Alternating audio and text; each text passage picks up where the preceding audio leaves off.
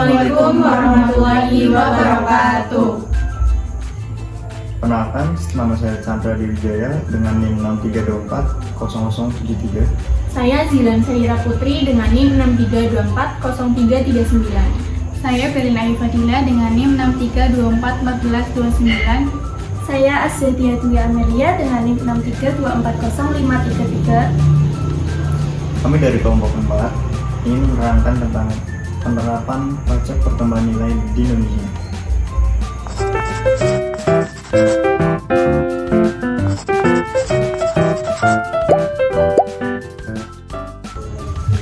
Pertama-tama, kalian harus tahu apa itu pajak.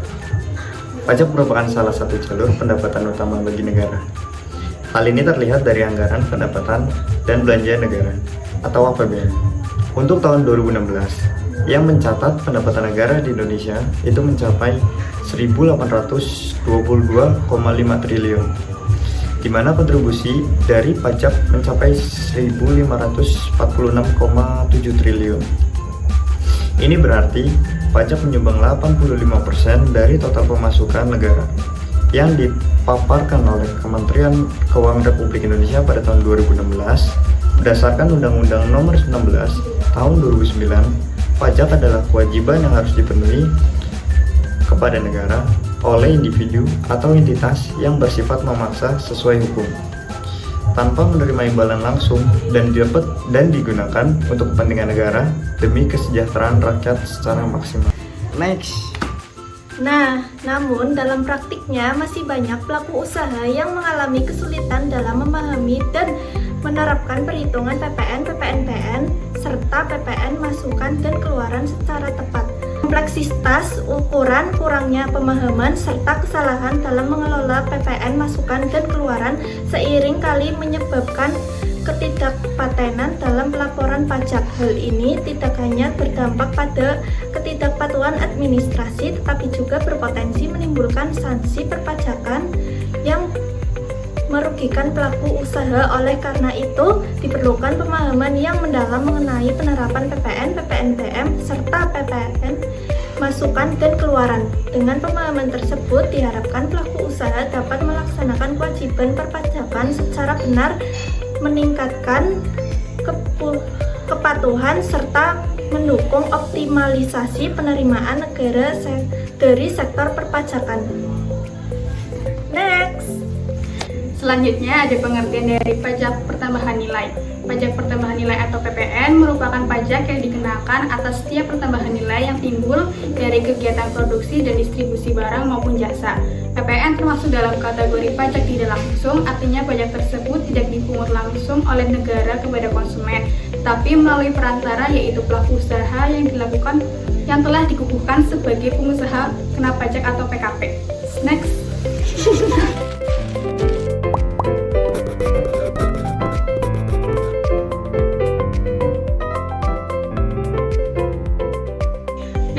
Adapun juga untuk karakteristik dari PPN ini.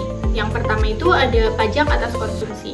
Kemampuan orang dalam membayar pajak dapat dilihat dari kemampuannya memperoleh penghasilan atau juga dari kegiatan konsumsi. Dan yang kedua itu ada pajak objektif. Yang dimaksud dengan pajak objektif adalah suatu jenis pajak yang saat timbulnya kewajiban pajak ditentukan oleh faktor objektif, yaitu adanya tent-based atau peristiwa perbuatan hukum yang dapat dikenakan pajak yang juga disebut dengan nama objek pajak. Yang ketiga ada pajak tidak langsung.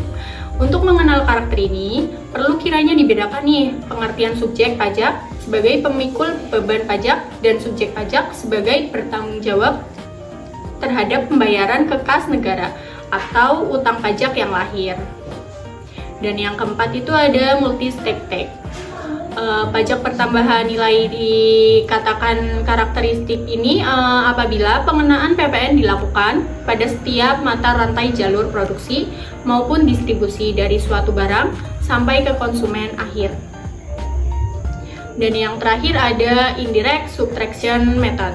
Karakteristik ini merupakan karakteristik yang dimaksudkan agar pengenaan PPN yang dilakukan secara bertingkat sejak jalur produksi sampai jalur distribusi ke konsumen akhir tidak menimbulkan pajak berganda. Next. Lalu ada mekanisme pengenaan PPN.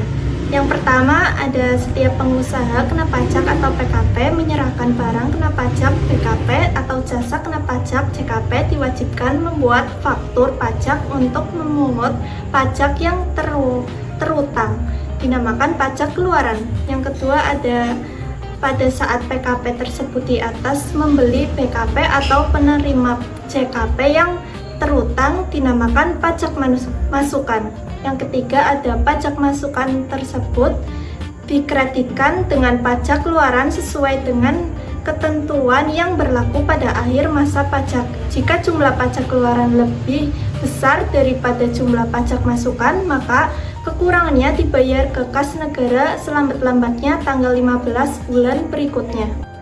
Setiap PKP diwajibkan untuk melaporkan pemungutan dan pembayaran pajak terutang pada Kepala KPP setempat selambat-lambatnya tanggal 20 setelah akhir masa pajak.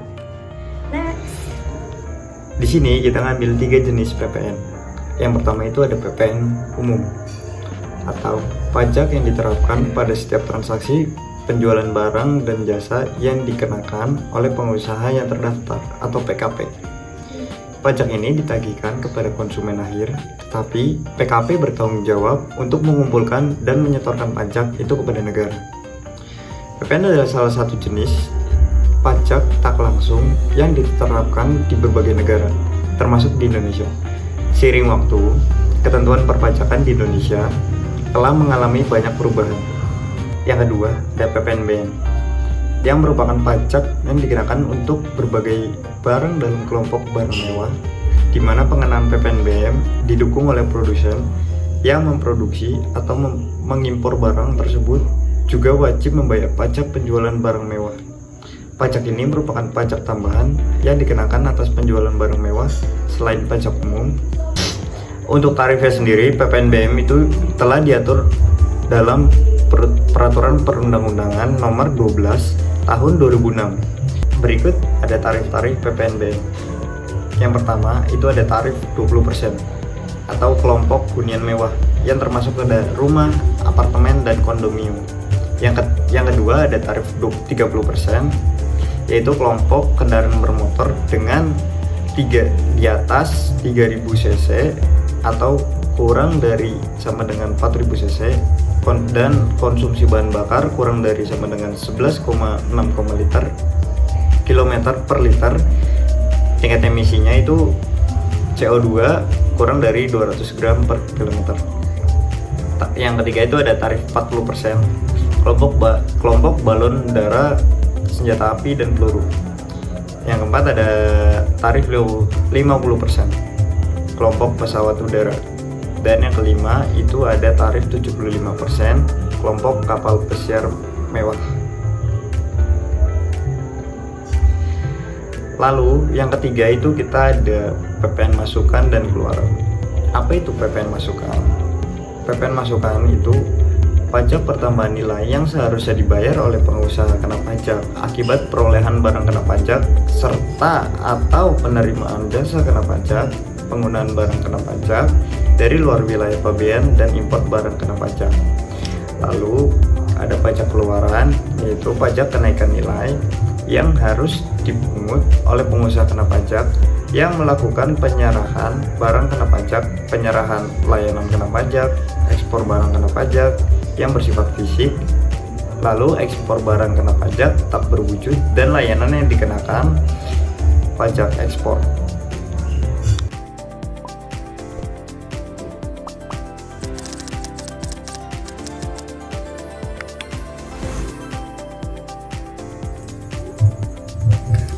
Di sini kita punya ada studi kasus. Yang pertama itu ada PT Pancajaya Astra adalah pengusaha kena pajak atau PKP yang beralamat di Jalan Rajawali nomor 124, Jakarta Pusat. Pada tanggal 1 Januari 2026, PT Pancajaya mengimpor sebuah mobil sedan termasuk barang mewah dari Toyota Motor Corporation dengan harga faktur sebesar $15, biaya asuransi 2%, dan biaya angkut 4% dari harga faktur. Tarif biaya masuk 10% dan biaya masuk tambahan itu terkena 5% dari CIP atau ongkos, insurans, dan freight. Mobil tersebut dikenakan PPN sebesar 11% dan juga PPNBM sesuai peraturan perundang-undangan nomor 42 tahun 2009. Tarif tersebut sebesar 30%. Kurs Menteri Keuangan pada saat itu adalah 1 US dollar itu sekitar 16.800 ribu rupiah. Berdasarkan data tersebut, kita diminta untuk menghitung jumlah PPN yang harus dibayarkan oleh PT Pancajaya. Di sini ada perhitungannya. Untuk mencari nilai impor, kita harus tahu harga fakturnya. Yang tertera itu 15.000 US dollar dan biaya asuransi sebesar 2% dari harga faktur yang dibeli itu sekitar 300 US dollar. Biaya angkut 4% dari harga faktur itu 600 US dollar. Dijumlahkan menjadi 15.900. Itu chief masih dalam dolar ya, berarti dikonversikan ke rupiah menjadi 267.120.000. Lalu ditambah biaya masuk 10% dari harga chief tadi, didapat 26.712.000 rupiah, dan biaya masuk tambahan 5% dari chief yaitu 13.356.000. Jadi total biaya masuk itu 40.068.000.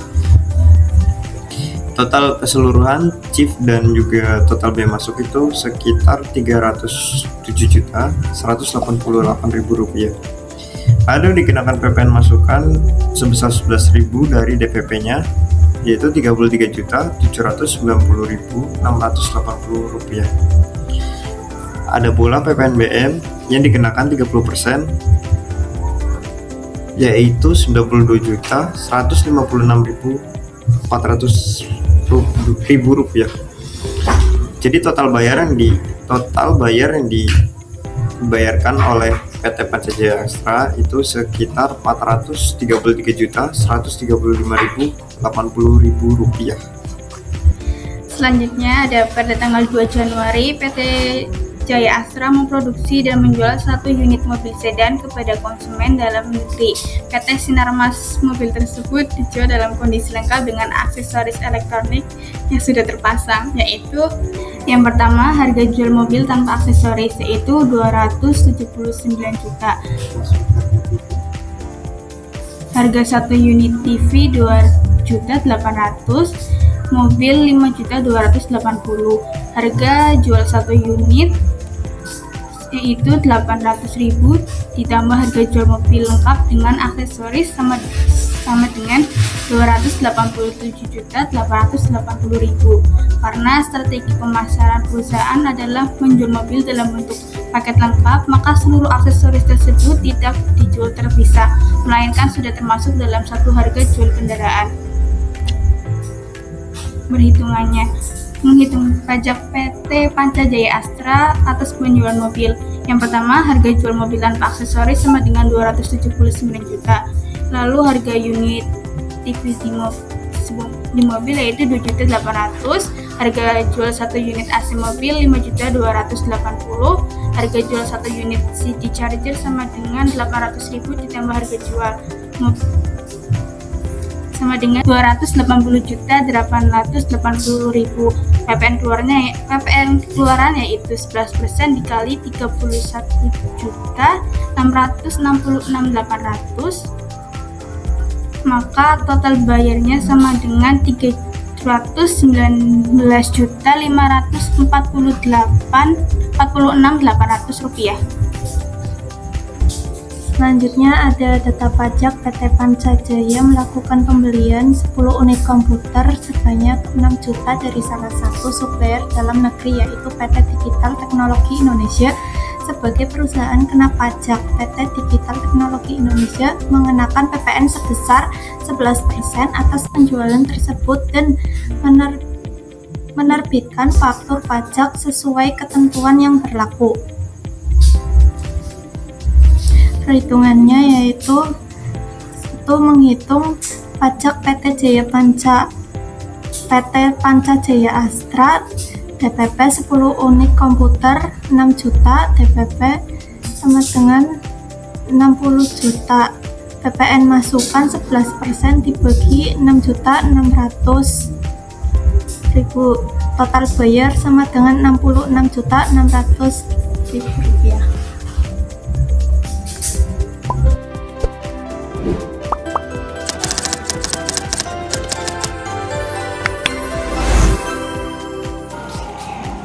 Baik, selanjutnya ada pengisian SPT. Pengisian SPT masa PPN pada PT Pancajaya Astra melalui formulir 1111 dengan tahapan sebagai berikut. Yang pertama itu ada menyiapkan seluruh dokumen dalam satu masa pajak. Terus ada mencatat pajak keluaran atau penjualan. Yang ketiga ada mencatat pajak masukan. Dan yang keempat itu ada menghitung PPN terutang. Yang kelima ada menentukan perlakuan pajak. Dan yang keenam ada mengisi formulir SPT masa PPN. Menandatanganan SPT dan penyampaian SPT juga. Berikut ini SPT yang sudah kami isi. Yaitu ada formulir 1111A2 digunakan untuk mencatat pajak keluaran dari penjualan dalam negeri yang menggunakan faktur pajak. Yang pertama ini kita mengisi ada nama pembeli dengan pihak yang membeli, kemudian diisi NPWP-nya juga, NPWP pembeli, nomor faktur pajak, dan juga isi tanggalnya. Untuk DPP-nya, dasar pengenaan pajaknya itu kita kena di 287.880.000. Ini sudah termasuk aksesoris karena dijual paket. Kemudian ada PPN 11% dari DPP yaitu 31.666.800. Ini PPN BM kita kosongkan karena kasus ini tidak ada pemungutan PPN BM saat penjualan. PPN BM-nya hanya ada saat impor. Dan selanjutnya ini ada formulir 1111B1 digunakan untuk mencatat pajak masukan dari impor PKP atau dari luar daerah PABN. Yang pertama kita mengisi identitas seperti pada yang tadi pembeli. Bagian tabel nama penjual diisi dari pihak luar negeri yaitu Toyota Motor Corporation. Dokumen tertentu untuk impor pakai PIB atau pemberitahuan impor barang. Ini sebagai pengganti faktur pajak untuk impor. Selanjutnya ada DPP nilai dasar pengenaan pajak impor yaitu Rp307.188.000. Sudah termasuk shift, bea masuk, dan bea masuk tambahan. Selanjutnya itu ada PPN 11% dari DPP sebesar Rp303.790.680. Ini disebut pajak masukan dan juga bisa dikreditkan. Kita di sini memasukkan PPN BM sebesar Rp92.156.400. Tidak bisa dikreditkan, tapi harus dilaporkan di form ini dan diinduk. Selanjutnya kita ke formulir 1111B2. Seperti biasa mengisi nama PKP dan NPWP-nya juga. Selanjutnya pengisian identitas wajib sama dengan form sebelumnya. Kolom tabel transaksi diisi nama penjual yaitu PT Digital Astra, NPWP penjualnya, dan juga nomor dan kode seri faktur pajak, kemudian tanggal juga. Untuk DPP-nya itu perhitungan dari 10 unit dikali 6 juta jadi 60 juta. Dan PPN perhitungan 11% dikali 60 juta sama dengan 6.600.000. Untuk PPN BM kita kosongkan karena speaker mobil bukan merupakan barang kena pajak yang tergolong mewah sehingga tidak dikenakan PPN BM.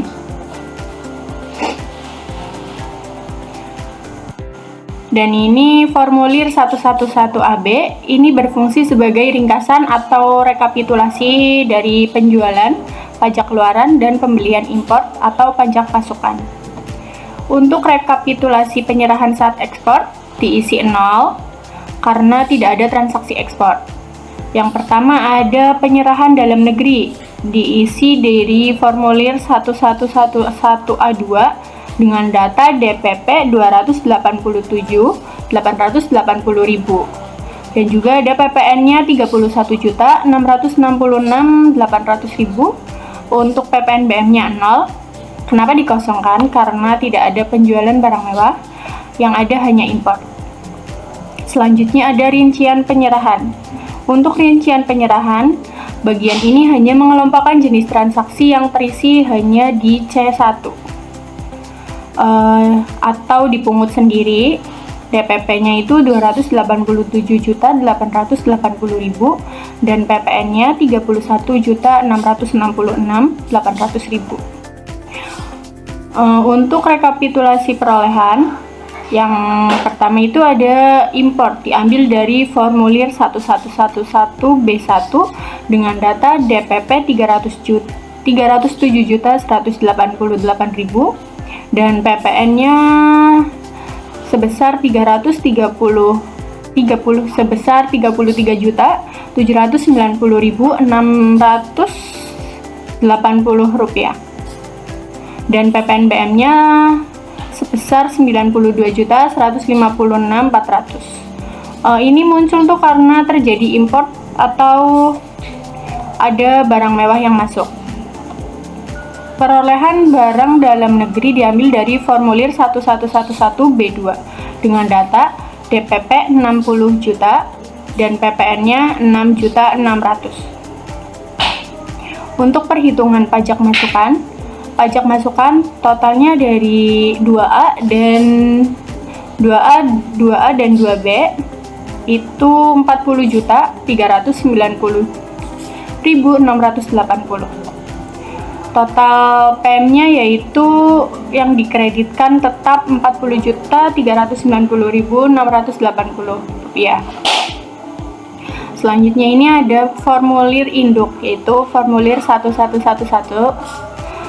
Yang pertama, pada SPT masa PPN ini disusun oleh PT Pancajaya Astra untuk masa pajak Januari 2026. Dalam periode ini, perusahaan melakukan impor mobil sedan dari Jepang, penjualan mobil dalam negeri ke PT Sinarmas, dan pembelian speaker mobil dari supplier dalam negeri.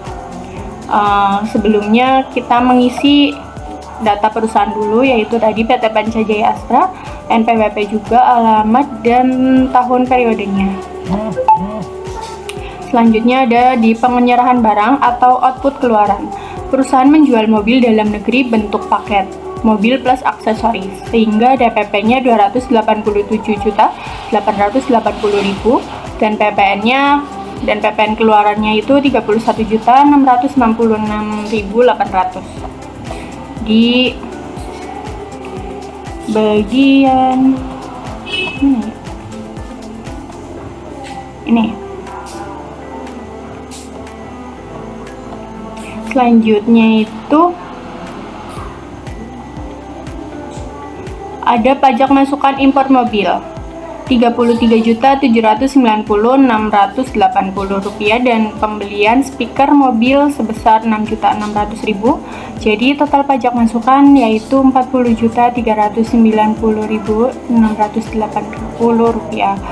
Hasil perhitungan karena pajak keluaran kurang dari pajak masukan, maka hasilnya lebih bayar, yaitu 8.723.880. Jadi perusahaan tidak perlu setor PPN, justru punya kelebihan pajak.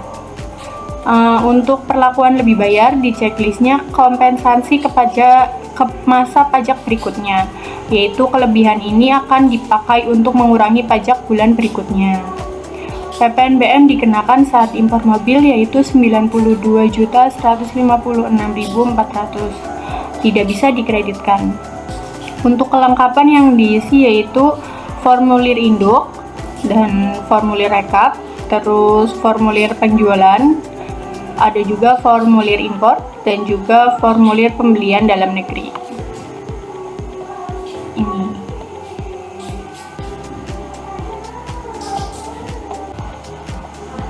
Selanjutnya ada formulir 1101 BM.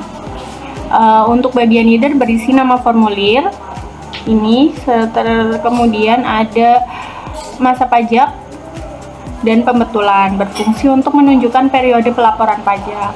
Untuk bagian A, identitas PKP berfungsi untuk menunjukkan siapa yang melaporkan pajak.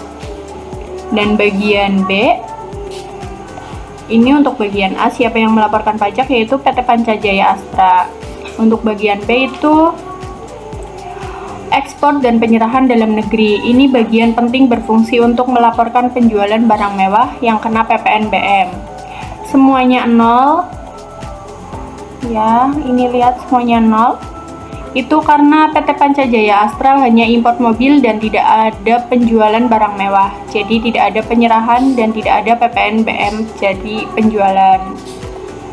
Selanjutnya ada halaman 2. Untuk halaman 2 pada bagian C.